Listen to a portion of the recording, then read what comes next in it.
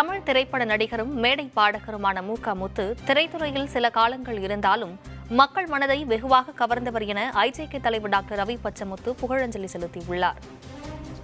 முத்துவின் மறைவுக்கு இரங்கல் தெரிவித்து ஐஜேகே தலைவர் டாக்டர் ரவி பச்சமுத்து வெளியிட்டுள்ள இரங்கல் செய்தியில், தமிழகத்தின் முன்னாள் முதலமைச்சரும் திராவிட முன்னேற்ற கழகத்தின் முன்னாள் தலைவருமான முத்தமிழறிஞர் கலைஞர் கருணாநிதியின் மூத்த மகனும் தமிழக முதலமைச்சர் ஸ்டாலினின் சகோதரருமான முத்து உடல்நலக்குறைவால் மறைந்த செய்தி அறிந்து மிகுந்த வேதனையடைந்ததாக தெரிவித்துள்ளார். தமிழ் திரைப்பட நடிகரும் மேடை பாடகருமான முத்து திரைத்துறையில் சில காலங்கள் இருந்தாலும் மக்கள் மனதை வெகுவாக கவர்ந்தவர் என குறிப்பிட்டுள்ள டாக்டர் ரவி பச்சமுத்து 1970ஆம் ஆண்டு திரைத்துறைக்குள் நுழைந்து பிள்ளையோ பிள்ளை, அணையாவிளக்கு உள்ளிட்ட பல்வேறு படங்களில் நடித்தும் தனது சொந்த குரலில் பல்வேறு பாடல்களை பாடியும் புகழ் பெற்றவர் முத்து என புகழாரம் சூட்டியுள்ளார்.